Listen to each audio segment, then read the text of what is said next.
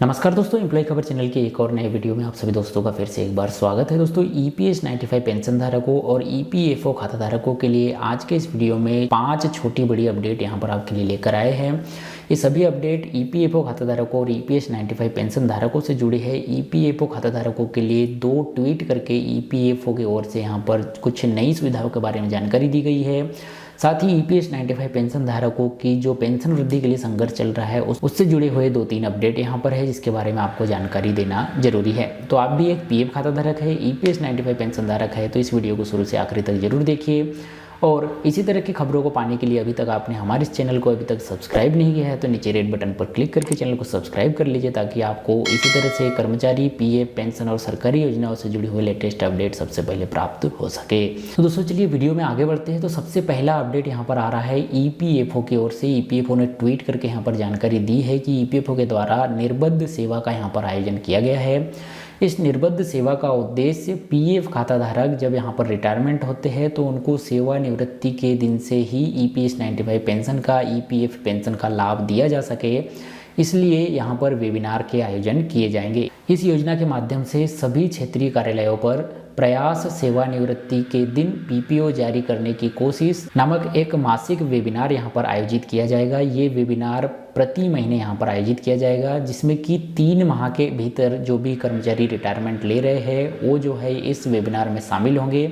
उन्हें रिटायरमेंट के बाद किस तरह से पेंशन मिलेगी, क्या उसका कैलकुलेशन होता है, क्या चीज़ें होती है, ये सारी चीज़ों का मार्गदर्शन और प्रशिक्षण दिया जाएगा। साथ में ही उस कंपनी की ओर से, नियोक्ता की ओर से भी एक व्यक्ति यहाँ पर आमंत्रित किया जाएगा, ताकि वो भी जो है उसे अधिक चीज़ें यहाँ पर समझा सके और कर्मचारी को उसके पेंशन से जुड़ी हुई सारी चीज़ें रिटायरमेंट के पहले आसानी से समझ में आ जाए। ईपीएफओ की ओर से बताया गया है कि इस योजना से सेवानिवृत्त होने वाले लगभग 3 लाख कर्मचारियों को प्रति वर्ष इस योजना का लाभ मिलेगा। अभी तक ये होता है कि जब भी कोई कर्मचारी यहाँ पर रिटायरमेंट होता है तो इसके बाद में उसकी पूरी प्रोसेस यहाँ पर होती है। पेंशन प्राप्ति के लिए उसे जो है ईपीएफओ के ऑफिस, कंपनी यहाँ पर बार बार जाना पड़ता है, फॉर्म्स भरने होते हैं। फॉर्म भरने के बाद सारी प्रोसेसिंग यहाँ पर ईपीएफओ में होती है और इस प्रोसेस में 6 महीने से 1 साल तक यहाँ पर यूं ही गुजर जाता है। इसके बाद पीएफ खाता धारक को अपनी पेंशन सुविधा का लाभ मिलना स्टार्ट होता है।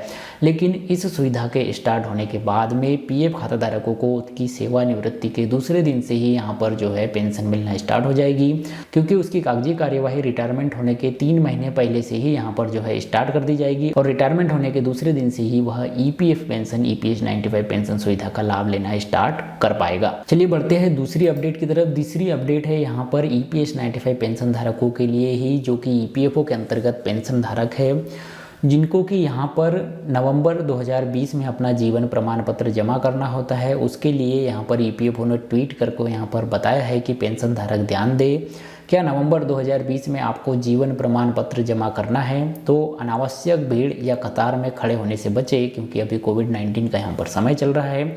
इसके लिए आप क्या कर सकते हैं, तो निकटतम सीएससी केंद्र में डिजिटल जीवन प्रमाण पत्र जमा कर सकते हैं, या अपने बैंक की शाखा और उमंग ऐप पर भी आप जो है अपना डिजिटल प्रमाण पत्र जमा कर सकते हैं। आपके आसपास में करीब में कौन सा सीएससी सेंटर है वो पता करने के लिए आप यहाँ पर लिंक दिया गया है, इस लिंक पर क्लिक करके आप ये पता कर सकते हैं। इस लिंक को मैं वीडियो के डिस्क्रिप्शन में दे दे रहा हूँ, जहाँ पर क्लिक करके आप डायरेक्ट अपने आसपास में कौन सा सीएससी सेंटर है इसकी जानकारी प्राप्त कर सकते हैं। चलिए बढ़ते हैं वीडियो में आगे। तो तीसरा अपडेट हमारा आ रहा है ईपीएस 95 पेंशन धारकों के लिए। राष्ट्रीय संघर्ष समिति की कोल्हापुर महाराष्ट्र की टीम ने माननीय सांसद श्री सुशील जी माने साहब को यहाँ पर मुलाकात करके उन्हें ज्ञापन सौंपा है और उन्हें ज्ञापन सौंपने के बाद ही तत्काल ही यहाँ पर उन्होंने माननीय प्रधानमंत्री जी को एक पत्र लिखा है, जिसमें कि पत्र की कॉपी आप यहाँ स्क्रीन पर देख पा रहे होंगे। और इस प्रपत्र में ईपीएस 95 पेंशन धारकों की पेंशन वृद्धि के संबंध में उन्होंने बहुत सारी चीज़ें लिखी है, जिसमें कि 7,500 न्यूनतम पेंशन होनी चाहिए, उन्हें जो है डीए का लाभ मिलना चाहिए, उन्हें आयुष्मान भारत योजना का लाभ मिलना चाहिए। इस तरह की सभी जो ईपीएस 95 पेंशन धारकों की डिमांड है, इस डिमांड को लेकर प्रपत्र लिखकर उन्होंने प्रधानमंत्री श्री नरेंद्र मोदी जी को ईपीएस 95 पेंशन धारकों की पेंशन वृद्धि के लिए मांग यहाँ पर की है।